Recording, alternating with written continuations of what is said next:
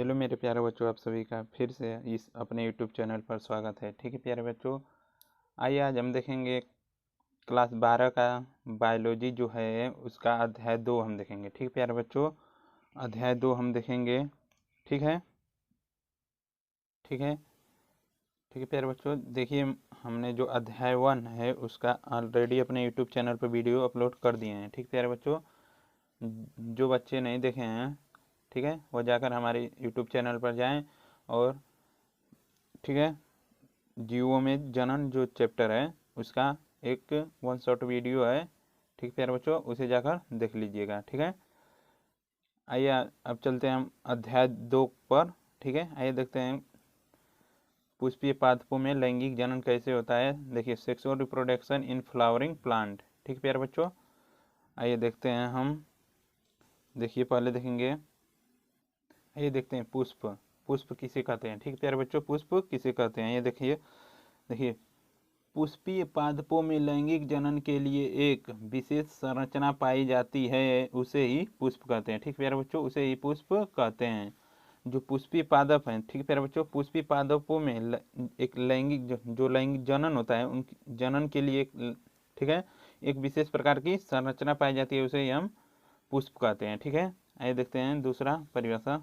देखिए, पतियों के रूपांतरित प्रारोह को ही पुष्प कहते हैं। ठीक है प्यारे बच्चों, जो पत्तियां होती हैं उसके रूपांतरित जब वह बदलती हैं, पत्तियों के रूपांतरित प्रारोह को ही पुष्प कहते हैं। पत्तियां जो पुष्प में परिवर्तित हो जाती हैं। ठीक है प्यारे बच्चों, यहाँ तक आप लोग समझ में आया।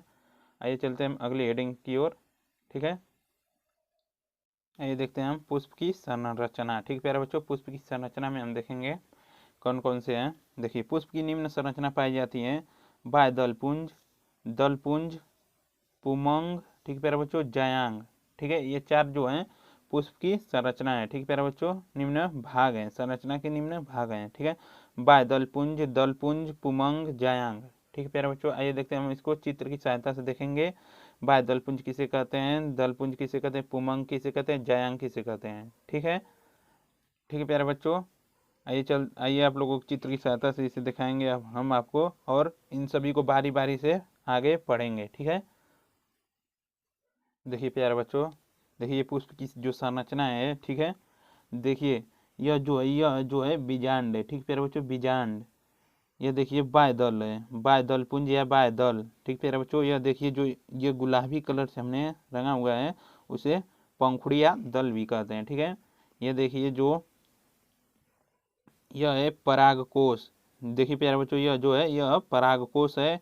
यह जो डंठी नुमा एक संरचना है यह तंतु है। यह परागकोश और तंतु दोनों दोनों जो है पुकेसर के भाग हैं। ठीक प्यारे बच्चों, यह देखिए वर्तिकाग्र है, वर्तिका है, अंडाशय है। ठीक प्यारे बच्चों, अंडाशय जो है स्त्रीकेसर का भाग है। ठीक प्यारे बच्चों, ये देखिए पुष्प की जो संरचना है, आप लोग इसे बना लीजिएगा, स्क्रीनशॉट ले लीजिए इसका। ठीक है, आइए चलते हैं हम आगे और इन सभी को बारी बारी से समझेंगे। ठीक है, आइए प्यारे बच्चों, हम अब देखेंगे हम बाह्य दल पुंज किसे कहते हैं। ठीक है, बाह्य दल पुंज किसे कहते हैं। ठीक है, आइए देखिए, देखिए यह प्रथम चक्र है। ठीक है प्यारे बच्चों, जो यह पुष्प का जो है यह प्रथम चक्र है, जो अनेक बाह्य दलों से मिलकर बना होता है, जो अनेक बाह्य दलों से मिलकर बना होता है, जो प्रायः हरे रंग का होता है। ठीक प्यारे बच्चों, जो प्रायः हरे रंग का होता है, जो पुष्प को कलिकावस्था में भोजन व पोषण प्रदान करता है। ठीक प्यारे बच्चों, जो बाह्य दल पुंज है, देखिए मैं आप लोगों को चित्र की सहायता से एक बार और दिखा दे रहा हूँ। देखिए यह जो है बाह्य दल पुंज, जो यह कलिकावस्था में जब पुष्प रहता है, ठीक प्यारे बच्चों, तो पुष्प को जो पोषण और भोजन प्रदान करने का कार्य करता है यही बाह्य दल पुंज। ठीक है, यह देखिए यह जो संरचना है यह हरे रंग का होता है, यह बाह्य दल पुंज है। ठीक है प्यारे बच्चों, देख लिए आप लोग। आइए चलते हैं हम आगे, यहाँ तक समझ में आया। ठीक है, आइए देखेंगे हम दल पुंज। दल पुंज किसे कहते हैं, दल पुंज किसे कहते हैं। ठीक है, आइए देखें, यह दूसरा चक्र है जो, ठीक है प्यारे बच्चों, यह दूसरा चक्र है जो अनेक दलों से मिलकर, ठीक प्यारे बच्चों, अनेक दलों से मिलकर बना होता है, जो प्रायः रंगीन होता है, जो कीटों को परागण, ठीक प्यारे बच्चों, कीटों को परागण हेतु आकर्षित करता है। ठीक है, जो यह दलपुंज होता है, ठीक प्यारे बच्चों, यह पुष्प की दूसरा चक्र होता है। ठीक है, जो पुष्प की संरचना का दूसरा चक्र होता है। ठीक है, यह अनेक दलों से मिलकर बना होता है। ठीक है प्यारे बच्चों, अनेक दलों से मिलकर जो है, कई दल होंगे तो उनसे मिलकर यह दलपुंज बना लेगा। ठीक है, यह प्रायः रंगीन होता है। ठीक है, क्योंकि यह अधिकतम रंगीन आप लोगों को देखने को मिलेगा। जो दलपुंज होता है यह रंगीन देखने को मिलेगा। ठीक है, ताकि जो परागण हो कीटों को वह रंगीन के कारण आकर्षित अपने ओर करता है, और परागण हेतु और परागण की जो क्रिया होती है कीटोदी द्वारा संपन्न होती है। ठीक है, आइए देखते हैं हम दलपुंज किसे कहते हैं। देखिए यह जो रंगीन कलर का दिख रहा है आप लोगों को, ठीक है प्यारे बच्चों, यह जो कलर का दिख रहा है यही दल है। एक दल और अनेक जब दल मिलेंगे तो उसे हम दलपुंज कहेंगे। ठीक है प्यारे बच्चों, एक एक दल है और अनेक जब कई दल मिलेंगे उसे ही हम दलपुंज कहेंगे। ठीक है, यहाँ तक आप लोग समझ में आया। ठीक है, आइए चलते हैं हम आगे। आइए देखते हैं पुमंग किसे कहते हैं। ठीक है, यह तीसरा चक्र है जिसे नर जनन अंग भी कहते हैं। प्रत्येक पुमंग को पुकेसर कहते हैं। ठीक प्यारे बच्चों, यह जो पुमंग है यह तीसरा चक्र है, इसे नर जनन अंग भी कहते हैं। और प्रत्येक पुमंग कई पुमंग मिलकर एक पुकेसर का जो है निर्माण करेंगे। ठीक है, पुकेसर का निर्माण करेंगे। ठीक प्यारे बच्चों, देखिए पुकेसर यही है, इन दोनों को हम पुकेसर कह सकते हैं। ठीक है, यहाँ तक आप लोग समझ में आया। आइए चलते हैं हम आगे। आइए देखते हैं जयांग किसे कहते हैं। ठीक है, यह चौथा चक्र है जिसे मादा जनन अंग भी कहते हैं। ठीक प्यारे बच्चों, जो जयांग होता है यह अंतिम और चौथा चक्र होता है। ठीक है, जिसे हम मादा जनन, ठीक प्यारे बच्चों, मादा जनन अंग भी कहते हैं। ठीक है, इसके निम्न भाग होते हैं, इसके निम्न 3 भाग होते हैं। आइए देखते हैं। देखिए पहला वर्तिका। ठीक है प्यारे बच्चों, वर्तिकाग्र अंडाशय जो इस जयांग या स्त्रीकेसर होता है। ठीक प्यारे बच्चों, देखिए वर्तिका, यह जो ऊपर की संरचना है, देखिए वर्तिकाग्र, यह एक नली जैसी संरचना है वर्तिका। ठीक है प्यारे बच्चों, और एक छतरी नुमा जो संरचना है यह वर्तिकाग्र है। यह देखिए यह जो गोल संरचना है, ठीक है, यह अंडाशय है। ठीक है, ठीक प्यारे बच्चों, आइए चलिए देखते हैं हम आगे। इन तीनों को हम परिभाषा सहित और इन तीनों को समझेंगे, इसे कैसे डिफाइन करेंगे। ठीक है, आइए चलिए आगे चलते हैं हम। आइए प्यारे बच्चों, हम देखेंगे अब वर्तिकाग्र किसे कहते हैं। ठीक है, आइए देखते हैं वर्तिकाग्र किसे कहते हैं। आइए देखते हैं। देखिए स्त्री केसर के शीर्ष भाग पर एक चिपचिपी शर्करा युक्त छतरी नुमा एक संरचना पाई जाती है जिसे वर्तिकाग्र कहते हैं। ठीक प्यारे बच्चों, जो स्त्री केसर हमारा होता है, ठीक है, एक छतरी नुमा संरचना पाई जाती है। ठीक है प्यारे बच्चों, एक छतरी नुमा संरचना पाई जाती है। इसी तरह, ठीक है, एक छतरी नुमा संरचना पाई जाती है, इसे हम वर्तिकाग्र कहते हैं। ठीक है, वर्तिकाग्र, ठीक प्यारे बच्चों, वर्तिकाग्र कहते हैं। एक छतरी नुमा संरचना पाई जाती है जिस छतरी नुमा, देखिए प्यारे बच्चों, एक छतरी नुमा संरचना, इसमें चिपचिपी शर्करा युक्त एक छतरी नुमा संरचना पाई जाती है। ठीक है, जिसे हम वर्तिकाग्र कहते हैं। यहाँ तक आप लोग समझ में आया। आइए चलते हैं हम आगे अगली हेडिंग पर। वर्तिका किसे कहते हैं, आइए देखेंगे। देखिए नोट में देखिए आप लोग, वर्तिकाग्र में मैलिक अम्ल पाया जाता है। देखिए यह बहुविकल्पी प्रश्न पूछ सकता है कि मैलिक अम्ल पाया जाता है, ऑप्शन में दे देगा वर्तिकाग्र, अंडाशय, कोशिका। ठीक है प्यारे बच्चों, इनमें से कोई नहीं। तो ऐसे ही प्रश्न में भी बहुविकल्पी प्रश्न पूछ सकता है, तो वर्तिकाग्र पर आप ट्रिक लगा दीजिएगा। ठीक है, यहाँ तक आप लोग समझ में आया। जो वर्तिकाग्र होती है उसी में मैलिक अम्ल पाया जाता है। ठीक है, आइए चलते हैं हम आगे अगली हेडिंग पर। आइए देखते हैं वर्तिका किसे कहते हैं। ठीक है प्यारे बच्चों, वर्तिका किसे कहते हैं। देखिए अंडाशय और वर्तिकाग्र के मध्य में एक खोखली नलिकाकार संरचना पाई जाती है जिसे वर्तिकाग्र कहते हैं। ठीक प्यारे बच्चों, अंडाशय और जो वर्तिकाग्र होती है उन दोनों के बीच में एक खोखली नलिका पाई जाती है, उसे ही हम वर्तिकाग्र कहते हैं। ठीक है प्यारे बच्चों, आया यहाँ तक देखिए।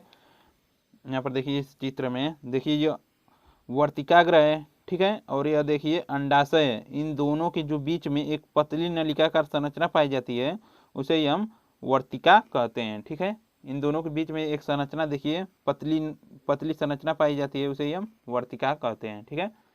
यहाँ तक आया समझ में आप लोगों को। आइए चलते हैं आगे अगली हेडिंग पर।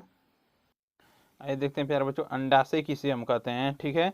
आइए देखते हैं अंडाशय किसे कहते हैं। देखिए स्त्री केसर के सबसे निचले और फूले हुए भाग को ही अंडाशय कहते हैं। जो स्त्री केसर हमारी होती है, देखिए प्यारे बच्चों स्त्री केसर इन तीनों को इसे हम इस पूरी संरचना को हम स्त्री केसर कहते हैं, ठीक है। और इसके जो भाग हैं देखिए वर्तिकाग्र है, वर्तिका है और अंडाशय।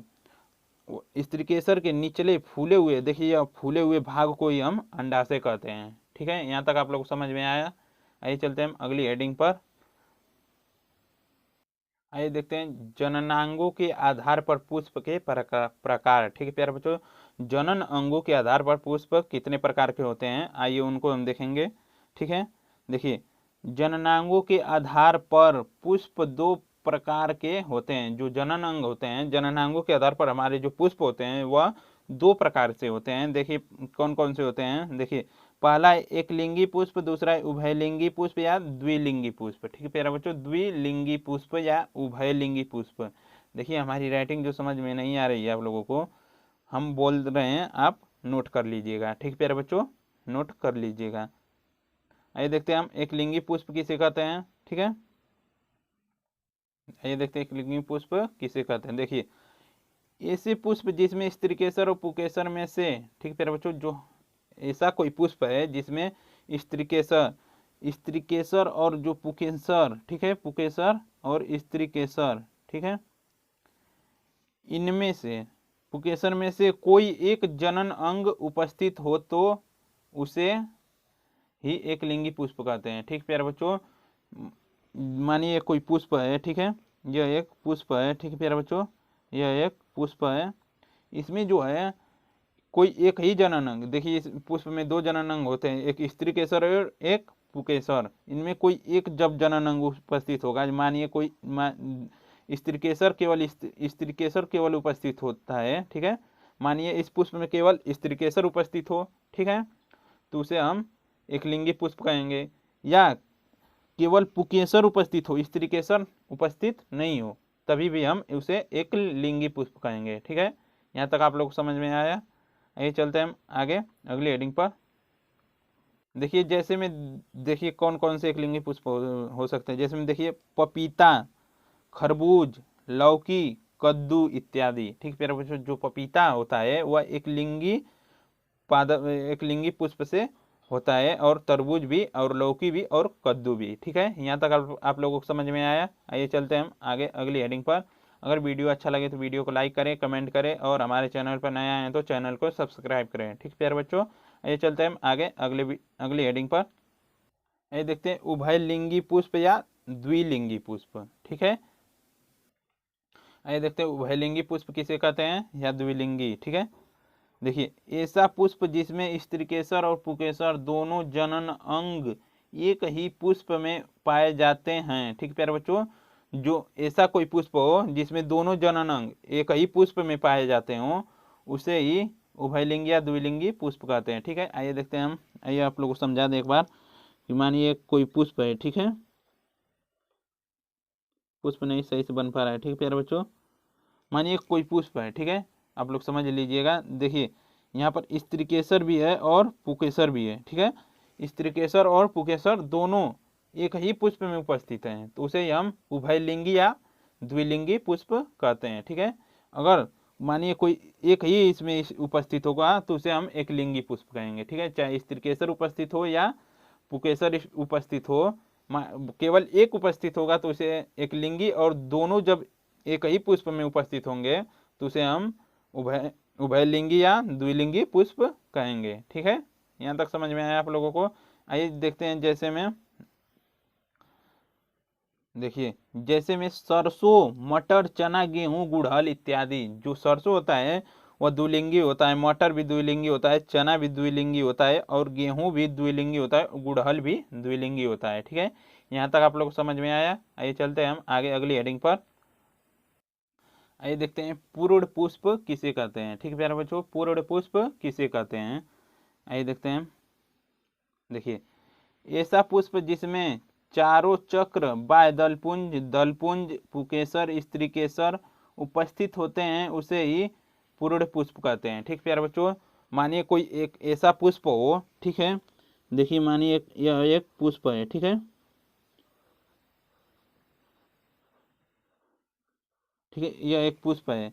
इस जो पुष्प है, इस पुष्प में जो चारों जो पुष्प की संरचना जो बाह्य दलपुंज, दलपुंज, पुकेसर, स्त्रीकेसर, यह चारों उपस्थित होंगे। ठीक प्यारे बच्चों, इसमें इसमें जो है चारों उपस्थित होंगे तो उसे हम पूर्ण पुष्प कहेंगे। ठीक है, चारों जो चारों चक्र होते हैं पुष्प के वो एक ही पुष्प में होगा। ठीक है, उसे हम, ठीक है, पूर्ण पुष्प कहते हैं। ठीक है, आइए चलते हैं हम आगे। देखिए, अपूर्ण पुष्प किसे कहते हैं। देखिए,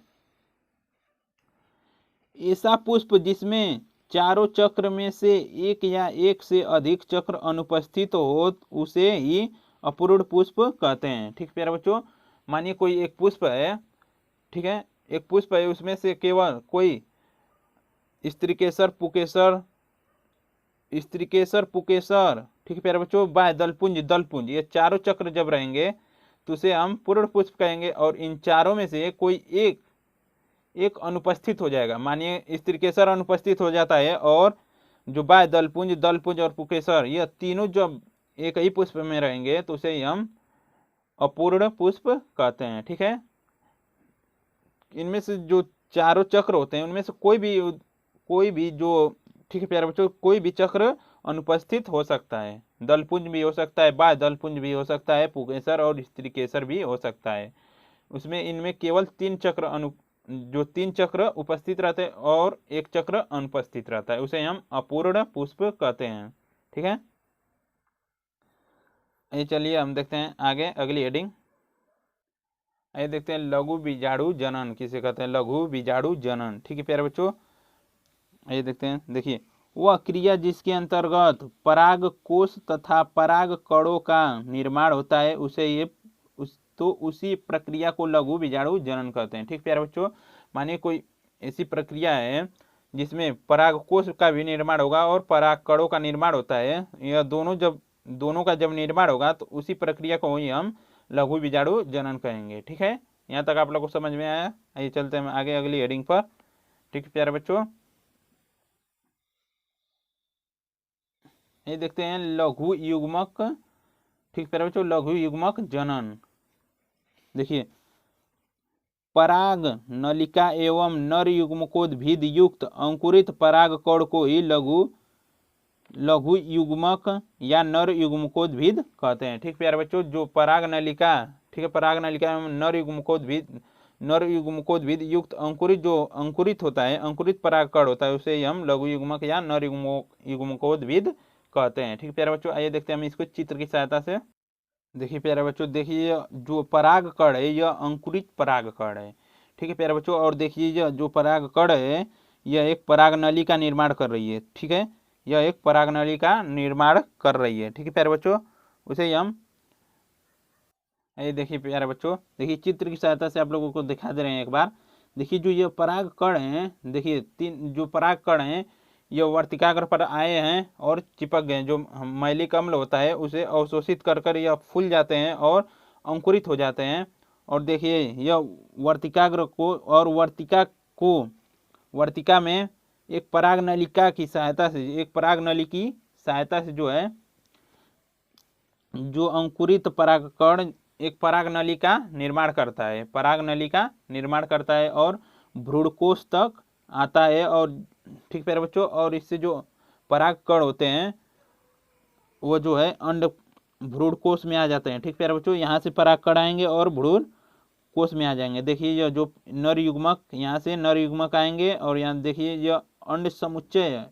ठीक प्यारे बच्चों, यहाँ पर संलयन होगा। ठीक है, यह देखिए भ्रूणपोष है, अंडाशय भित्ति है, वर्तिका है, ठीक है, पराग नली, देखिए पराग नली का निर्माण भी कर रहे हैं और अंकुरित परागकण और वर्तिकाग्र अंकुरित परागकण और परागनली का निर्माण करते हैं, तो उसे ही हम नर युग्मकोद्भिद या लघु युग्मक, ठीक है प्यारे बच्चों, लघु युग्मक जनन कहते हैं। ठीक है, आइए चलते हैं आगे अगली हेडिंग पर। आइए प्यारे बच्चों, आप देखेंगे हम बीजांड की संरचना, बीजांड की क्या संरचना होती है। ठीक है, आइए देखते हैं हम बीजांड की संरचना। देखिए बीजांड की संरचना, देखिए बीजांड एक छोटी सी संरचना होती है जो बीजांड वृंत द्वारा बीजांडासन से जुड़ी रहती है, जिसके निम्न भाग होते हैं। जो बीजांडासन एक छोटी सी संरचना होती है जो बीजांड वृंत द्वारा जुड़ी होती है, जिसके ठीक प्यारे बच्चों निम्न भाग होते हैं। आइए देखते हैं उनके निम्न भाग कौन कौन से। देखिए पहला जो है नाभिका, दूसरा दिया है बीजांडकाय, ठीक प्यारे बच्चों, तीसरा दिया है अध्यावरण। देखिए आइए देखते हैं आगे। देखिए चौथा दिया है बीजांड द्वार, पांचवा दिया है निभाग, ठीक प्यारे बच्चों, और छठा दिया है भ्रूणपोष या मादा युग्मकोद्भिद। ठीक प्यारे बच्चों, यहाँ तक आया आप लोगों को समझ में। आइए चलते हैं आगे, देखेंगे अगली हेडिंग। आइए देखते हैं हम इसको चित्र की सहायता से भी आप लोगों को दिखा दे रहे हैं, और चित्र भी पेपर में पूछ सकता है, आप लोग बना लीजिएगा। ठीक है, आइए देखते हैं चित्र की सहायता से। देखिए प्यारे बच्चों, यह जो है बीजांड की लंबवत काट का रेखीय प्रदर्शन है। ठीक है, यह बीजांड की लंबवत काट का रेखीय प्रदर्शन है। देखिए यह एक नली जैसी जो संरचना है बीजांड वृंत है। यह देखिए संवहन पुल है। ठीक प्यारे बच्चों, यह संवहन पुल है। यह देखिए जो यह अंड कोशिका है, यह अंड कोशिका है, और यहाँ पर देखिए यह बीजांड द्वार है, जिससे जो परागकण होते हैं यहीं से जो है नरयुग्मक अंदर जाता है। ठीक प्यारे बच्चों, यहाँ पर देखिए यह ध्रुवीय केंद्र है, यह देखिए बीजांडकाय है, यह निभाग है। यहाँ पर देखिए यह जो संरचना ऊपर की है यह निभाग है, यह दोनों देखिए यह जो परत है यह अध्यावरण है। यह देखिए ऊपर जो कोशिकाएं यह प्रतिमुखी कोशिकाएं हैं। ये देखिए यह जो संरचना है उसे ही हम भ्रूणपोष कहते हैं, जिसमें यह तीनों जो ध्रुवीय केंद्र है और अंडाशय है और प्रतिमुखी कोशिका है, यह तीनों भ्रूणपोष में पाई जाती हैं। ठीक है, यहाँ तक आप लोग को समझ में आया। आइए चलते हैं आगे, और इसको एक एक करके सभी को देखेंगे और समझते हुए चलेंगे। ठीक है, आप एक बार इस चित्र का स्क्रीनशॉट ले लीजिए और बना लीजिएगा। ठीक है प्यारे बच्चों, इम्पोर्टेंट है, यह पेपर में पूछ सकता है। ठीक है, चित्र सहित बना लीजिए, स्क्रीनशॉट ले लीजिए और बना लीजिएगा। आइए देखते हैं नाभिका किसे कहते हैं। नाभिका, ठीक है प्यारे बच्चों, देखिए बीजांड का वह भाग जो बीजांड वृंत से जुड़ा होता है नाभिका कहलाता है। ठीक प्यारे बच्चों, बीजांड की संरचना होती है, बीजांड का वह भाग जो बीजांड वृंत से जुड़ी होती है उसे ही हम नाभिका कहते हैं। ठीक है, आइए देखते हैं नाभिका, बीजांड वृंत से जुड़ी होती है उसे ही हम नाभिका कहते हैं। आइए देखते हैं आगे बीजांडकाय। आइए देखते हैं बीजांडकाय किसे कहते हैं। ठीक है प्यारे बच्चों, ये देखते हैं बीजांडकाय। देखिए बीजांड के अंदर एक अधिकांश भाग जो मृदु तक कोशिकाओं से बना होता है उसे ही बीजांडकाय कहते हैं। ठीक प्यारे बच्चों, बीजांड जो होती है, बीजांड का एक अधिकांश भाग जो होता है मृदुतक कोशिकाओं से बना होता है। जो बीजांडकाय मृदुतक कोशिका से बना होता है उसे ही हम बीजांडकाय कहते हैं। ठीक है, बीजांडकाय कहते हैं। देखिए प्यारे बच्चों, यह मृदुत की कोशिका से बनी हुई एक संरचना होती है उसे हम बीजांडकाय कहते हैं। देखिए यह बीजांडकाय है। ठीक है प्यारे बच्चों, यह बीजांडकाय है। यहाँ तक आप लोग समझ में आया। आइए चलते हैं आगे। आइए देखेंगे हम अध्यावरण किसे कहते हैं। ठीक है, देखिए बीजांडकाय एक या एक से अधिक आवरणों से ढका रहता है उसे ही हम अध्यावरण कहते हैं। जो हमारा बीजांडकाय होता है वह एक या एक से अधिक आवरणों से ढका होता है उसे ही हम अध्यावरण कहते हैं। ठीक प्यारे बच्चों, आइए देखते हैं हम। देखिए यह जो बीजांडकाय है यह एक या एक से अधिक आवरण से ढका होता है उसे ही हम अध्यावरण कहते हैं। देखिए यह कई आवरणों से 1 2 3 आवरणों से ढका हुआ है उसे ही हम अध्यावरण कहते हैं। ठीक है प्यारे बच्चों, यहाँ तक आया आप लोगों को समझ में। आइए चलते हैं हम अगली हेडिंग की ओर। आइए देखते हैं बीजांड द्वार किसे कहते हैं। बीजांड द्वार किसे कहते हैं। ठीक है, देखिए प्यारे बच्चों, देखिए अध्यावरण बीजांड के एक छोटे से रंध्र को छोड़कर चारों ओर से घिरा रहता है उसे ही बीजांड द्वार कहते हैं। ठीक प्यारे बच्चों, जो अध्यावरण होता है वह एक छोटा सा रंध्र होता है, रंध्र को छोड़कर चारों ओर से घिरा होता है, उसे हम बीजांड द्वार कहते हैं। ठीक प्यारे बच्चों, देखिए बीजांड द्वार हम किसे कहते हैं। देखिए यह पूरे जो यह देखिए एक छोटा सा जो है यह हमने बनाया है चित्र को तो इतना बड़ा कर दिया, लेकिन यह बहुत छोटा सा होता है, ठीक है, छोटा होता है, उसे ही हम बीजांड द्वार कहते हैं। और अध्यावरण पूरे ओर से देखिए ढका हुआ है, देखिए यह पूरे ओर से ढका हुआ है और यहीं पर जो है छूटा हुआ है, उसे हम बीजांड द्वार कहते हैं। ठीक है, आइए यहाँ तक समझ में आप लोगों को। आइए चलते हैं हम आगे अगली हेडिंग पर। देखते हैं हम निभाग किसे कहते हैं। देखिए बीजांड द्वारा, ठीक प्यारे बच्चों, बीजांड द्वार के सिर के ठीक विपरीत स्थित भागों को ही हम निभाग कहते हैं। जो बीजांड द्वार होता है उसके ठीक विपरीत ऊपर, ठीक है, देखिए ठीक प्यारे बच्चों, देखिए जो बीजांड द्वार है इसके ठीक विपरीत ऊपर कौन, ठीक है, इसके विपरीत या नीचे है या ऊपर, इसके ठीक विपरीत, देखिए बीजांड द्वार के ठीक विपरीत जो भाग होता है उसे हम निभाग कहते हैं। ठीक है प्यारे बच्चों, यहाँ तक आया आप लोगों को समझ में। अगर वीडियो अच्छा लगे तो वीडियो को लाइक करें, कमेंट करें और चैनल पर नए आए तो चैनल को सब्सक्राइब करें।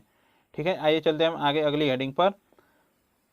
आइए देखते हैं भ्रूणकोश। ठीक है प्यारे बच्चों, भ्रूणकोश किसे कहते हैं। देखिए बीजांड काय के मध्य में एक थैलीनुमा संरचना पाई जाती है, उसे ही भ्रूणकोश या मादा युग्मकोद्भिद कहते हैं। ठीक प्यारे बच्चों, जो बीजांड काय होती है उसके पूरी संरचना में के बीच में एक एक छोटी सी थैलीनुमा संरचना पाई जाती है, उसे हम भ्रूणकोश या मादा युग्मकोद्भिद कहते हैं। देखिए जब बीजांड काय की जो पूरी संरचना है उसमें एक छोटी सी थैलीनुमा संरचना पाई जाती है, उसे हम भ्रूणपोष या मादा युग्मकोद्भिद कहते हैं। ठीक प्यारे बच्चों, मादा युग्मकोद्भिद कहते हैं।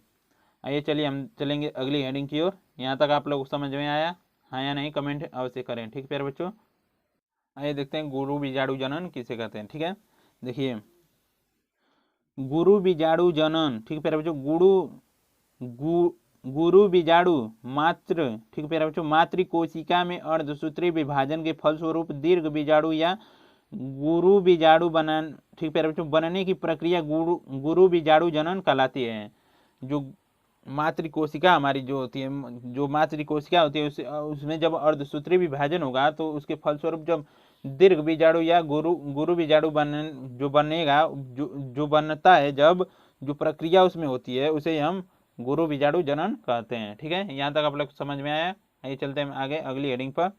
ठीक प्यारे बच्चों,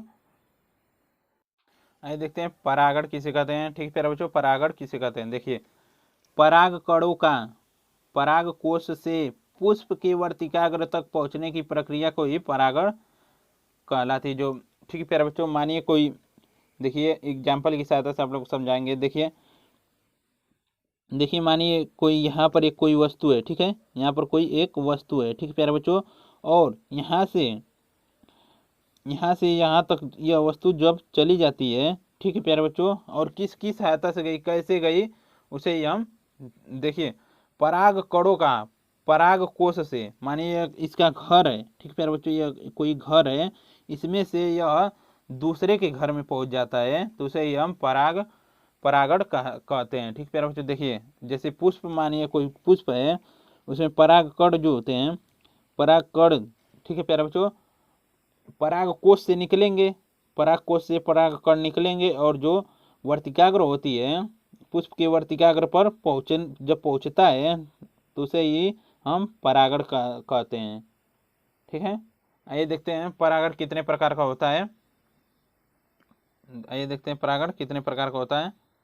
ठीक है, देखिए परागण के प्रकार, परागण दो प्रकार के होते हैं, स्वपरागण, पर परागण। ठीक प्यारे बच्चों, स्वपरागण, पर परागण।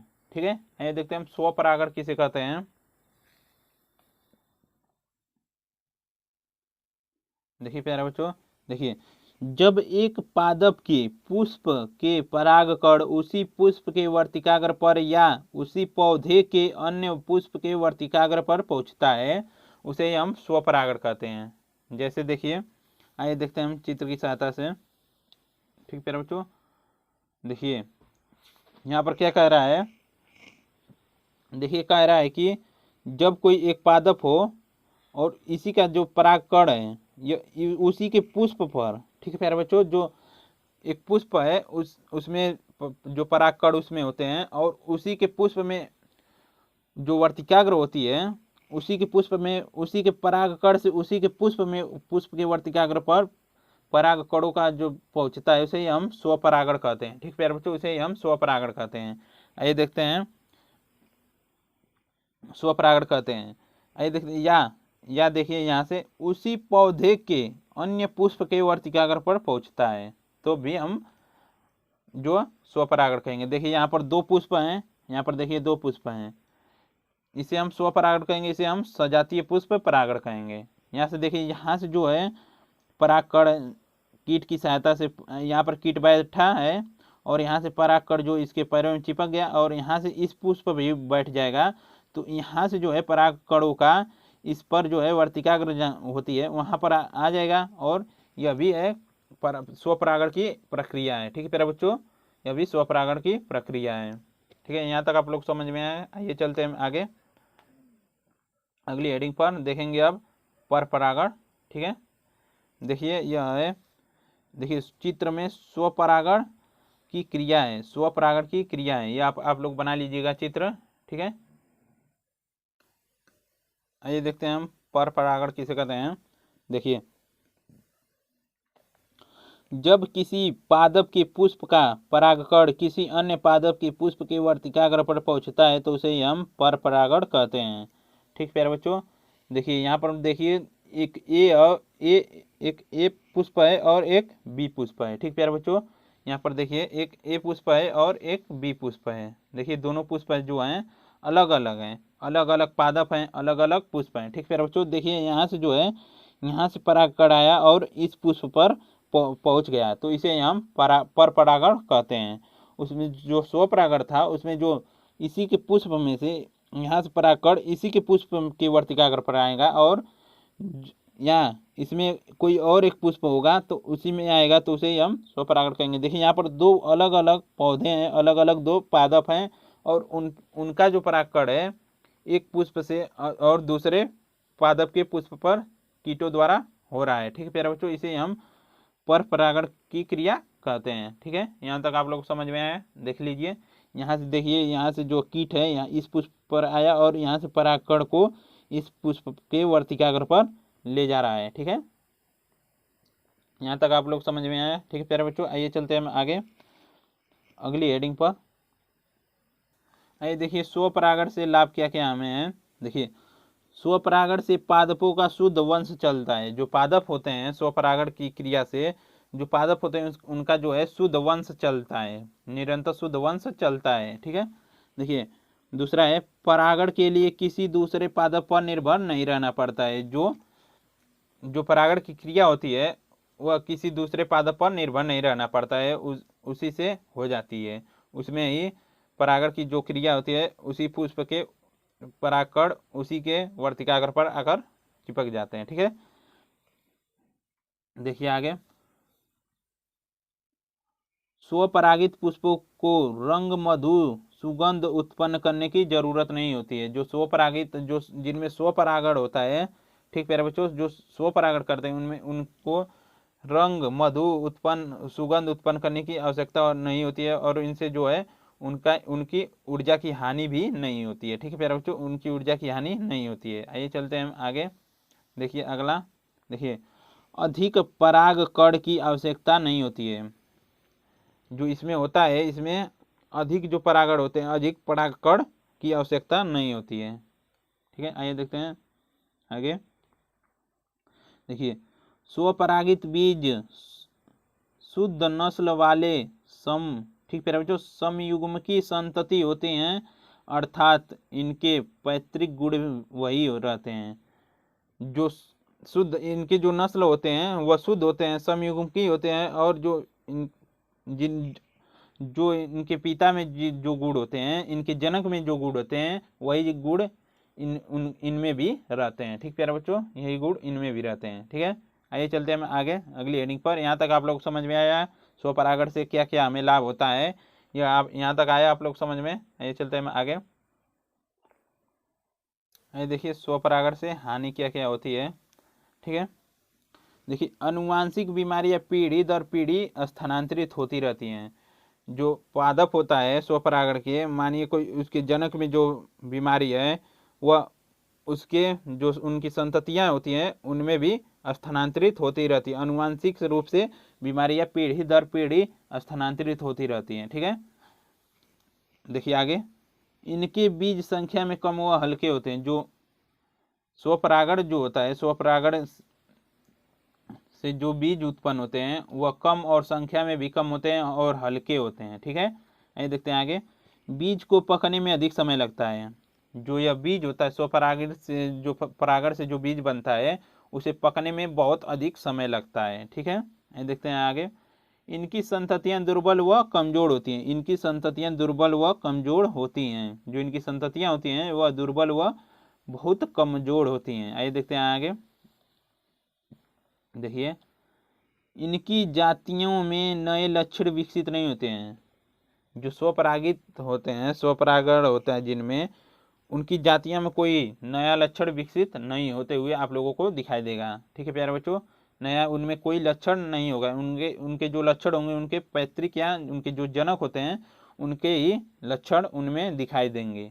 ठीक है, यहाँ तक आप लोग समझ में आया। आइए चलते हैं आगे अगली हेडिंग पर। आइए देखते हैं पर परागण से लाभ। देखिए, पर परागण से बनने वाले फल बड़े स्वस्थ एवं स्वादिष्ट होते हैं।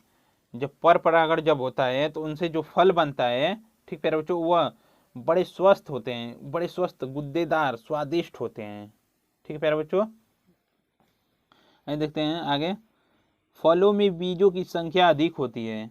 इनमें जो इनके जो फल होते हैं उनमें जो बीज होते हैं, बीजों की जो संख्या होती है वह बहुत अधिक होती है। ठीक है, आइए देखते हैं आगे, पर परागण से उत्पन्न बीज बड़े व अच्छी नस्ल वाले होते हैं। जो पर परागण से उत्पन्न जो बीज होते हैं बड़े होते हैं और अच्छी नस्ल वाले होते हैं। ठीक है, ये देखते हैं आगे, देखिए आगे, पर परागण द्वारा रोग अवरोधक जातियां विकसित की जाती हैं। जब जो पर परागण होता है, पर परागण ऐसी विधि है जिसमें मानिए कोई जनक उसका है, जनक में कोई एक रोग है तो उससे वह रोग नहीं होगा और उससे वह रोग वहीं तक रुक जाता है और रोग अवरोधक जो जातियां होती हैं उन्हें विकसित की जाती हैं। इसमें कोई रोग नहीं होता है। ठीक है, ये देखते हैं आगे, संततियों में जीवन संघर्ष की अपार क्षमता पाई जाती है। जो इनकी जो संततियां होती हैं वह जीवन संघर्ष की अपार जो इनकी क्षमता होती है वह जीवन संघर्ष भी कर सकते हैं। ठीक है, जीवन संघर्ष की अपार क्षमता पाई जाती है, अधिक लंबे समय तक रह सकते हैं। ठीक है, आइए चलते हैं हम आगे अगली हेडिंग की ओर। ठीक है प्यारे बच्चों, यहाँ तक आप लोग को समझ में आया। आइए चलते हैं हम आगे, आइए देखते हैं पर परागण से हमें हानि क्या होती है। ठीक है, देखिए, पर परागण के लिए पादपों को दूसरे साधनों पर जैसे जल वायु कीट पक्षी पर निर्भर रहना पड़ता है। जब पर परागण की जो क्रिया होती है, ठीक प्यारे बच्चों, उस क्रिया को पूरा करने के लिए जो जो जो पादप होते हैं वह दूसरे पादप या दूसरे साधनों की सहायता से रहते हैं। ठीक है, जैसे जल हुआ, वायु हुआ, कीट हुआ, पक्षी की सहायता से, कि जो जो वायु द्वारा परागण कर आएंगे और हमें निषेचित करेंगे। ठीक है, कीटों द्वारा आएंगे, जल की सहायता से भी आएंगे, इन सभी माध्यमों पर निर्भर उन्हें रहना पड़ता है। ठीक है, आइए यहाँ तक आप लोग समझ में। आइए चलते हैं हम आगे, इससे कौन सी एक और हानि है देखिए, आइए उसे देखेंगे। देखिए, पर परागण के लिए पुष्पों को दूसरे पुष्पों पर निर्भर रहना पड़ता है। जो पर परागण की क्रिया होती है उस क्रिया में कोई पुष्प है, उसे परागित होने के लिए दूसरे पुष्प पर निर्भर रहना पड़ता है कि उससे पराग आएंगे और हमें निषेचन करेंगे। ठीक है, ये देखते हैं आगे, देखिए, पर परागण के लिए रंग मधु सुगंध उत्पन्न करना पड़ता है जिससे अधिक ऊर्जा हास होती है। पर परागण जो होता है उसमें पुष्पों को रंग मधु सुगंध अत्यधिक उत्पन्न करना पड़ता है जिससे उनकी अत्यधिक ऊर्जा हानि होती है, ऊर्जा का ह्रास होता है। ठीक है, यहाँ तक आया आप लोग को समझ में। आइए देखते हैं आगे, देखिए, पराग कण अधिक बनते हैं और नष्ट हो जाते हैं। इनके जो पराग कण होते हैं बहुत संख्या में ज़्यादा बनते हैं और नष्ट हो जाते हैं। ठीक है, क्योंकि मानिए कोई परागकण है, वो परागकण बन गया, ठीक है प्यारे बच्चों, और वायु या कीटों द्वारा किसी अन्य पादप पर ले जाया भी नहीं गया, ठीक है, तो वह नष्ट हो जाते हैं। ठीक है, देखिए आगे, देखिए पर परागण से उत्पन्न बीज संकरोज होते हैं। जो पर परागण से बीज उत्पन्न होते हैं वह संकरोज होते हैं। ठीक है, यहाँ तक आया आप लोगों को समझ में। आइए चलते हैं हम आगे अगली हेडिंग पर। आइए देखते हैं हम कृत्रिम संकरण। कृत्रिम संकरण किसे कहते हैं? देखिए, कृत्रिम ढंग से किसी पुष्प के पराग कणों को स्वेच्छानुसार किसी पुष्प के वर्तिकाग्र पर पहुंचाना ही कृत्रिम संकरण कहलाता है। ठीक है प्यारे बच्चों, मानिए देखिए कोई जो पुष्प होता है, मानिए कोई एक पुष्प है, ठीक प्यारे बच्चों, पुष्प के जो पराग कण होते हैं, पराग कण को मनुष्य द्वारा या स्वेच्छानुसार किसी पुष्प के, मानिए यह एक पुष्प है, यहाँ से उठाया गया और यहाँ पर जो वर्तिकाग्र होती है, वर्तिकाग्र पर लेकर आकर छोड़ दिया गया, तो उसे हम कृत्रिम संकरण कहते हैं। ठीक प्यारे बच्चों, कृत्रिम संकरण कहते हैं। देखिए मानिए यहाँ पर एक कोई जो है, यह एक फूल है, ठीक प्यारे बच्चों, कोई एक पादप है, इसमें जो फूल लगा होता है, ठीक है, यहाँ पर मनुष्य द्वारा जो होता है, यहाँ इससे परागकण और इससे परागकण लेकर जो यहाँ पर जो पुष्प होता है, ठीक है, उसमें जो वर्तिकाग्र होती है उस पर छोड़ दिया जाता है, उसे हम कृत्रिम संकरण कहते हैं। ठीक है, कृत्रिम संकरण आइए देखते हैं कितने प्रकार का होता है, कैसे होता है, उसे हम देखेंगे। देखिए कृत्रिम संकरण के लिए दो प्रक्रम निम्नलिखित हैं। कौन कौन से प्रक्रम है? देखिए पहला है विपुंसन, दूसरा है थैलीकरण। ठीक प्यारे बच्चों, दूसरा जो है थैलीकरण और पहला जो है विपुंसन है। ठीक है, यही चलते हैं हम आगे।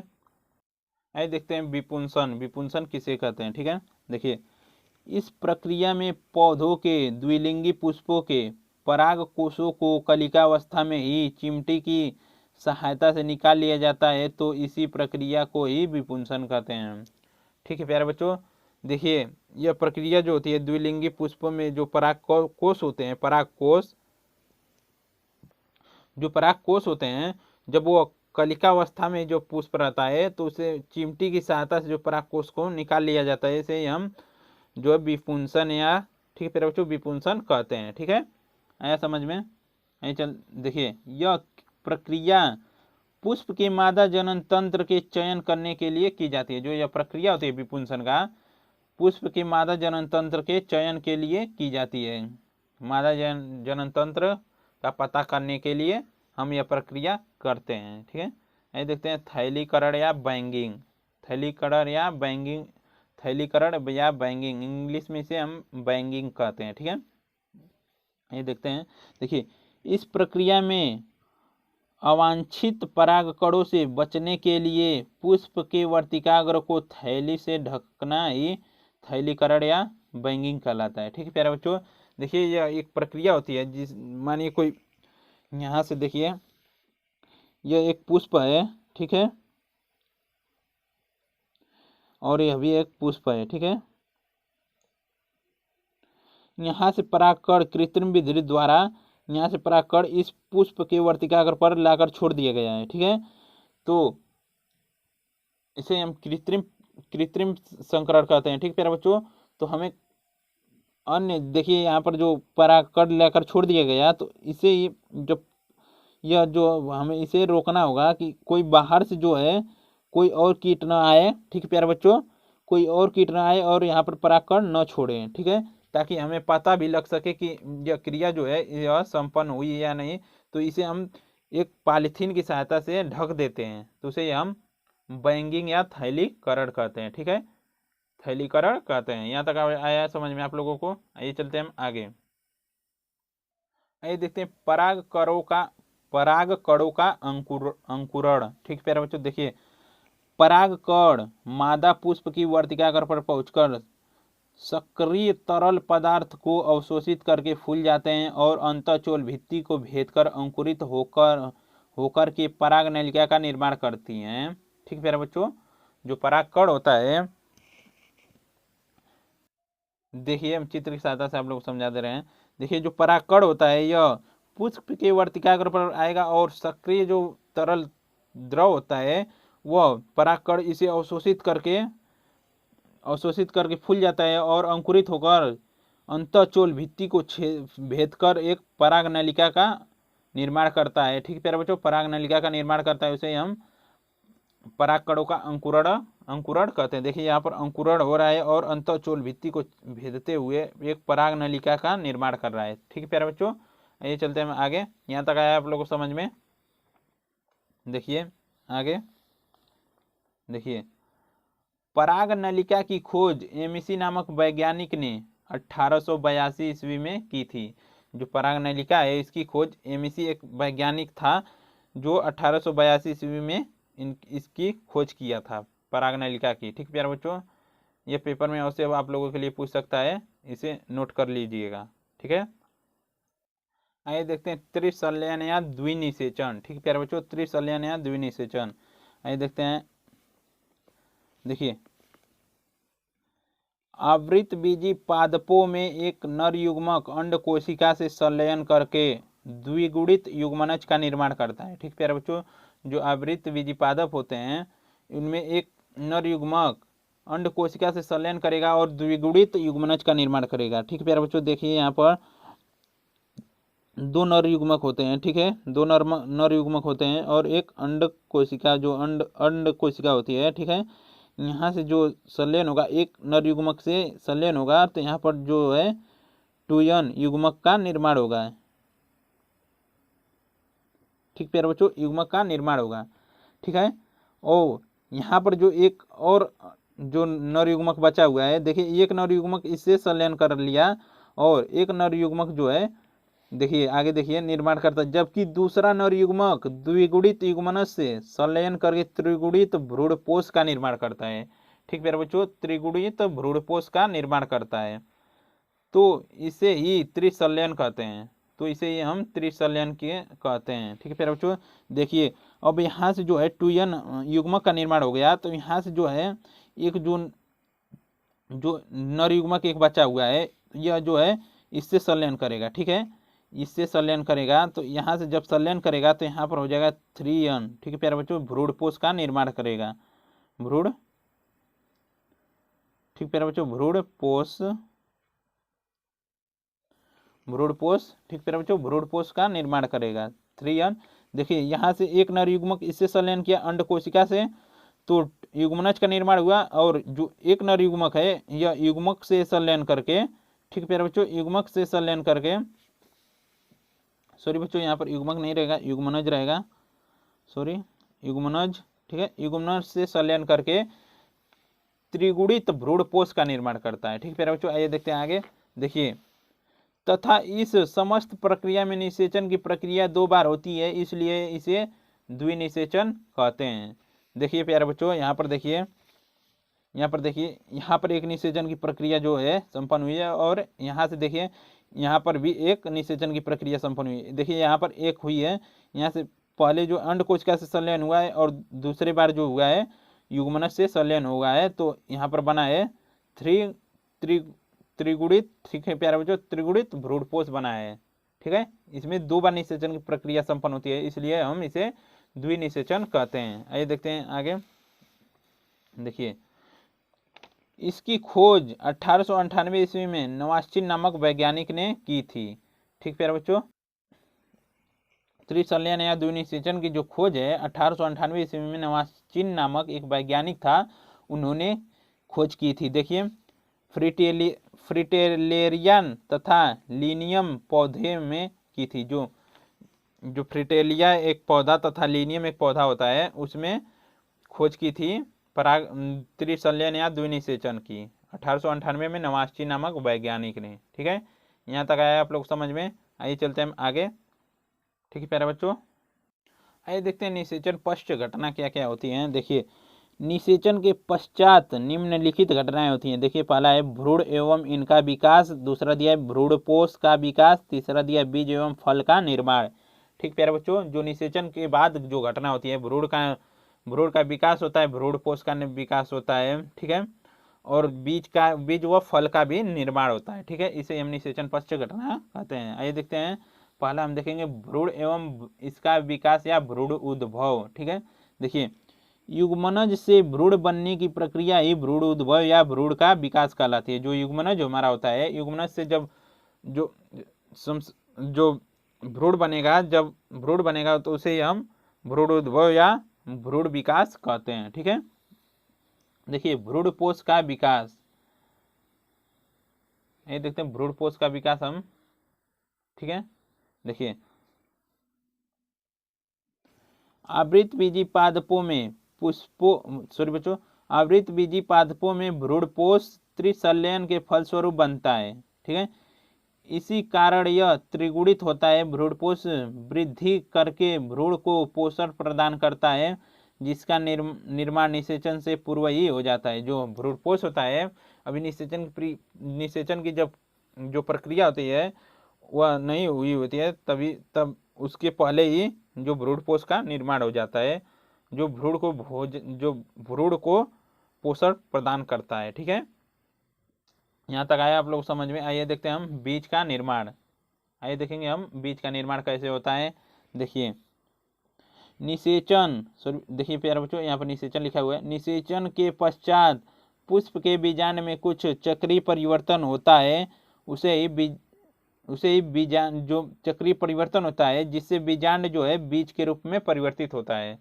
ठीक है, जब निषेचन की क्रिया होती है तो जो पुष्प का बीजांड होता है उसमें कुछ चक्रीय परिवर्तन होता है, तो जो बीजांड होता है वह बीज के रूप में परिवर्तित हो जाता है, इसे हम बीज का निर्माण कहते हैं। ठीक प्यारे बच्चों, यहाँ तक आया आप लोग समझ में। आइए चलते हैं हम आगे अगली हेडिंग पर। ठीक है बच्चों, आइए देखते हैं बीज का महत्व। ठीक है, बीज का महत्व आज देखेंगे। देखिए वातावरणीय दशाओं के अनुकूलन ठीक प्यारे बच्चों, अनुकूलन न होने की परिस्थिति में भ्रूण बीज के अंदर अधिक लंबे समय तक सुरक्षित रहते हैं। जैसे ही अनुकूल परिस्थितियां आती हैं, ये अंकुरित हो जाते हैं।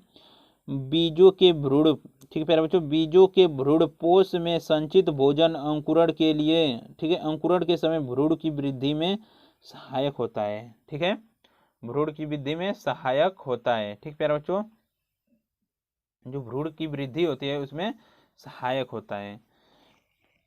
जो भ्रूणपोष होता है, भ्रूणपोष में जो संचित भोजन होता है, जब बीज अंकुरित होगा तो उसमें उस समय जो संचित भोजन होता है भ्रूण की वृद्धि में वह सहायता प्रदान करता है। ठीक है, आइए देखते हैं आगे हम फल का निर्माण। फल का निर्माण आइए देखते हैं कैसे होता है। देखिए निषेचन के पश्चात जिस समय बीज परिपक्व होते हैं, उसी समय अंडाशय फूलकर गुद्देदार एवं रसीला हो जाता है और फल का निर्माण करता है। ठीक प्यारे बच्चों, जो हमारा अंडाशय होता है, ठीक है, वह इसमें बीज का जब निर्माण होगा तो यह फूलकर, ठीक प्यारे बच्चों, फूलकर जो है बड़ा गुद्देदार और रसीला हो जाता है। ठीक प्यारे बच्चों, बड़ा गुद्देदार और रसीला हो जाता है, इसे हम बीज फल कहते हैं। ठीक प्यारे बच्चों, फल कहते हैं। यहाँ देखते हैं फलों का महत्व क्या है। देखिए फलों का महत्व, फलों में विशेष प्रकार की संरचना पाई जाती है, जिसके कारण वे जल, वायु तथा जंतुओं के द्वारा, ठीक है, इनका प्रकीर्णन एक स्थान से दूसरे स्थान तक होता है। ठीक है, एक स्थान से दूसरे स्थान तक होता है, इसलिए आवृत बीजी पादपों में फल का विशेष महत्व होता है। ठीक प्यारे बच्चों, देखिए मानिए कोई फल है, उसमें कोई बीज होता है, तो वो मानिए कोई आम आप लोग खाते होंगे। ठीक है, आम आप लोग खा लिए हैं, ठीक है, उसका जो गुद्दा होता है उसे आप लोग खा लेते हैं, और जो उसकी बीज का जो उसके बीच में एक गुठली होती है, जिसे आप हम बीज कहते हैं, गुठली गांव वाले लोग गुठली भी कहते हैं। ठीक है, उसे देखिए आप लोग कहीं भी बीज देते हैं तो उससे जो उसका जो प्रकीर्णन हो गया, ठीक प्यारे बच्चों, और वह संचित रहता है, उसमें जो भोजन संचित रहता है, और उसका जब अनुकूल जो परिस्थिति आएगा तो वह वहीं पर जो है एक नए पादप का निर्माण कर देगा। ठीक है, इसलिए ये बीजों का विशेष महत्व होता है। ठीक है, देखते हैं फल भित्ति। ठीक प्यारे बच्चों, फल भित्ति। देखिए फल भित्ति, जिस समय फल का निर्माण होता है उसी समय परिपक्व अंडाशय की भित्ति से फल का निर्माण होता है। ठीक प्यारे बच्चों, देखिए जिस समय फल का निर्माण होता है उसी समय परिपक्व अंडाशय की भित्ति से फल का निर्माण होता है। ठीक है, आइए देखते हैं फल भित्ति, बाह्य फल भित्ति, मध्य फल भित्ति, ठीक प्यारे बच्चों, अंतः फल भित्ति।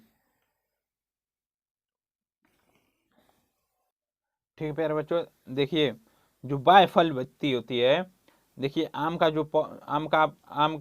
जो फल होता है उसे आप लोग देखेंगे, जो ऊपर का जो पीला वाला या हरा वाला जो भाग होता है वह जो होती है वह फल की जो है बाह्य फल भित्ति होती है। ठीक है, आम का जो बाहर का जो छिलका होता है वह बाह्य फल भित्ति होती है, और उसके जस्ट जो एक और परत आती है। ठीक प्यारे बच्चों, आप लोग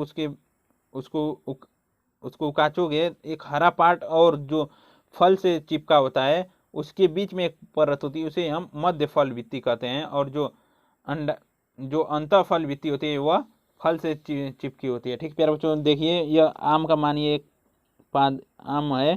ठीक प्यारे बच्चों, यह एक आम का बीज है। ठीक प्यारे बच्चों, यहाँ पर देखिए, यहाँ पर फल जो होते हैं, फल से या फल मान लीजिए, इसमें जो एक भित्ति होती है फल से चिपकी रहती है, और यहाँ पर देखिए फल से जो चिपकी रहती है उससे एक बीच में एक और भित्ति पाई जाती है। ठीक है, और यहाँ पर देखिए एक जो भित्ति है एक हरी कलर की, आप लोग आम को देखे होंगे, हरी कलर, पीली कलर, ठीक है, होती है। तो यह जो होती है बाह्य फल भित्ति, मध्य फल भित्ति और यह अंतः फल भित्ति जो होती हैं।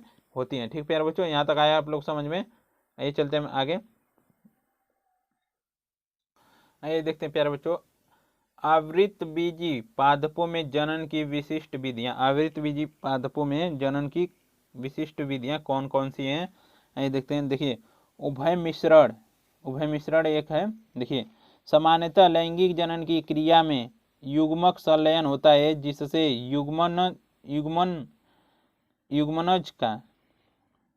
युग्मनज का निर्माण होता है तथा नर एवं मादा युग्मकों का संयोजन होता है, तो उसे ही उभय मिश्रण, ठीक है प्यारे बच्चों, उभय मिश्रण कहते हैं। ठीक है, यहाँ तक आया आप लोग समझ में? आइए चलते हैं हम आगे। देखिए असंग जनन, ठीक प्यारे बच्चों, असंग जनन हम किसे कहते हैं? ठीक है, देखिए कभी कभी पादप के, ठीक है प्यारे बच्चों, कभी कभी पादप के जीवन चक्र में युग्मक संलयन या अर्धसूत्री विभाजन की अनुपस्थिति में ही पादप का निर्माण हो जाता है। मानिए कोई जो पादप होता है उसमें किसी भी प्रकार का कोई चक्रीय परिवर्तन, अर्धसूत्री विभाजन नहीं होता है, तभी भी फल का जो है, पादप का जो है निर्माण हो जाता है, तो उसे हम असंग जनन कहते हैं। ठीक है, आए समझ में यहाँ तक? आइए चलते हैं आगे। देखिए अनिषेक जनन किसे कहते हैं?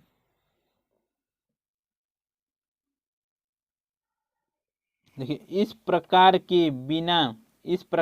प्रक्रिया में, देखिए प्यारे बच्चों, इस प्रक्रिया में बिना निषेचन के मादा के अंडे से भ्रूण का विकास होता है, जिससे अधिकतर अंडे अगुणित होते हैं, तो इसे ही अनिषेक जनन कहते हैं। जैसे आलू, धतूरा, ठीक प्यारे बच्चों, आइनोथेरा इत्यादि।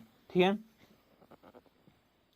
मानिए कोई जो प्रक्रिया है यह, इसमें जो मादा होती है, मादा के अंडा जो होता है उसका जो बिना निषेचन के, ठीक प्यारे बच्चों, भ्रूण का जो विकास होता है, जो ठीक प्यारे बच्चों, जो अंडाशय होता है यह निषेचित नहीं होता है और भ्रूण इसमें बन जाता है। ठीक प्यारे बच्चों, भ्रूण बन जाता है, उसे अधिकतर जो यह अंडे होते हैं यह अगुणित होते हैं, इसे हम अनिषेक जनन कहते हैं। ठीक है, जैसे आलू, धतूरा, आइनोथेरा इत्यादि। ठीक है, यहाँ तक आया समझ में? आइए देखते हैं अनिषेक फलन किसे कहते हैं? अनिषेक फलन देखिए किसे कहते हैं। देखिए कुछ पादपों में परागकण एवं बिना निषेचन के ही फल का निर्माण होता है। ठीक प्यारे बच्चों, ऐसे फल बीज रहित होते हैं। ठीक प्यारे बच्चों, जो अनिषेक फलन होता है यह एक ऐसी विधि है जिसमें परागकण एवं बिना निषेचन, कोई परागकण नहीं आएगा तो निषेचन की प्रक्रिया भी नहीं होगा और फल का निर्माण हो जाता है। उसे ही हम ऐसे बीज जो फल होते हैं बीज रहित होते हैं। यह दो प्रकार का होता है। ठीक प्यारे बच्चों, देखिए प्राकृतिक अनिषेक फलन और देखिए कृत्रिम अनिषेक फलन। ठीक प्यारे बच्चों, प्राकृतिक और कृत्रिम अनिषेक फलन। आइए देखते हैं आगे। आइए देखते हैं प्राकृतिक अनिषेक फलन। ठीक प्यारे बच्चों, देखिए प्राकृतिक अनिषेक फलन जो होता है अंगूर, केला, अनानास इत्यादि में होता है। ठीक प्यारे बच्चों, देखिए इनमें बीज नहीं होता है। ठीक है। कृत्रिम अनिषेक फलन देखिए पपीता, नींबू, अमरूद, संतरा, टमाटर इत्यादि में पाया जाता है। ठीक है। आइए देखते हैं अपयुग्मन। अपयुग्मन किसे कहते हैं? देखिए अगुणित भ्रूणपोष के अंड कोशिका के अतिरिक्त किसी अन्य कोशिका में सहायक या प्रतिमुखी कोशिका से भ्रूण का विकास होता है, उस प्रक्रिया को ही अपयुग्मन कहते हैं। देखिए जैसे तंबाकू, लाइलिनियम, ठीक है, लाइलियन एरिथ्रिया इत्यादि। ठीक प्यारे बच्चों, ये अगुणित भ्रूणपोष अंड कोशिका के अतिरिक्त जो अंड कोशिका होती है वह अंड कोशिका से अतिरिक्त कोई सहायक या प्रतिमुखी कोशिका से जो है भ्रूण का विकास होता है। जो भ्रूण होता है सहायक या प्रतिमुखी कोशिका से जो है भ्रूण का विकास होता है, इस प्रक्रिया को ही अपयुग्मन कहते हैं। ठीक है, यहाँ तक आया समझ में? आइए आप देखते हैं बहुभ्रूणता। ठीक है, देखिए एक बीजांड से ठीक प्यारे बच्चों बहुभ्रूणता देखेंगे। एक बीजांड से एक से अधिक भ्रूण के बनने की प्रक्रिया ही बहुभ्रूणता कहलाती है। ठीक है, देखिए बहुभ्रूणता की खोज एंटोनी वान लीeuwenhoek ने 1791 ईस्वी में संतरे के बीज में की थी। ठीक प्यारे बच्चों, मानिए कोई बीजांड है उसमें एक से अधिक जो भ्रूण बनता है उसे हम बहुभ्रूणता कहते हैं। और बहुभ्रूणता की खोज एंटोनी वान लीeuwenhoek ने की थी 1791 ईस्वी में संतरे के बीज में। ठीक प्यारे बच्चों, जो संतरा होता है उसमें अनेकों बीज होते हैं। ठीक है, आइए चलते हैं हम आगे। आइए देखते हैं जीनिया।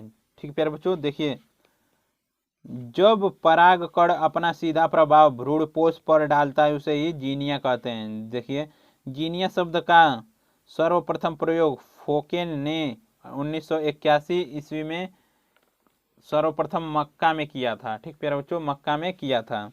आइए देखते हैं, इसको हम समझेंगे। ठीक है, देखिए एक ले लेंगे हम पीला भ्रूणपोष। ठीक है,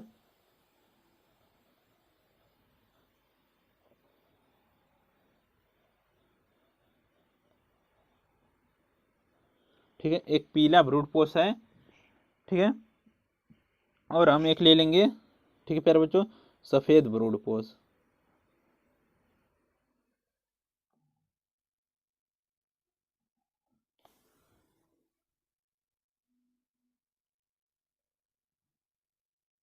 ठीक है प्यारे बच्चों, एक ले लेंगे हम पीला भ्रूणपोष और एक लेंगे हम सफेद भ्रूणपोष। और इन दोनों को जब हम संलयन कराएंगे तो हमें जो प्राप्त होगा वह पीला भ्रूणपोष प्राप्त होगा। ठीक प्यारे बच्चों, पीला भ्रूणपोष।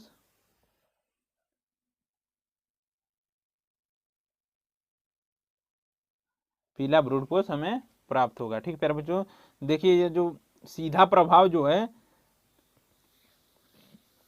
जो सीधा प्रभाव भ्रूणपोष पर ही डाल रहा है। ठीक है प्यारे बच्चों, परागकण सीधा प्रभाव भ्रूणपोष पर डाल रहा है। ठीक है, आइए देखते हैं हम आगे मेटाजीनिया। ठीक है, देखिए मेटाजीनिया किसे कहते हैं हम?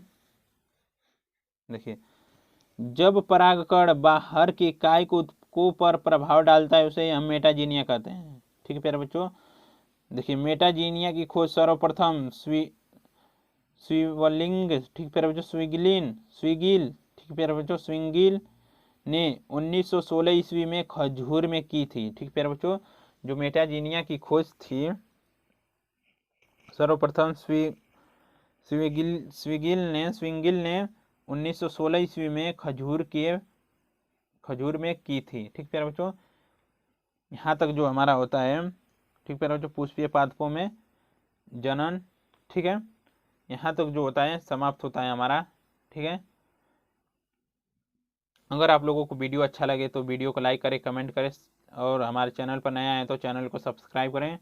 ठीक है प्यारे बच्चों, और ऐसे ही चैनल को सब्सक्राइब करें। ठीक प्यारे बच्चों, धन्यवाद मेरे प्यारे बच्चों, धन्यवाद।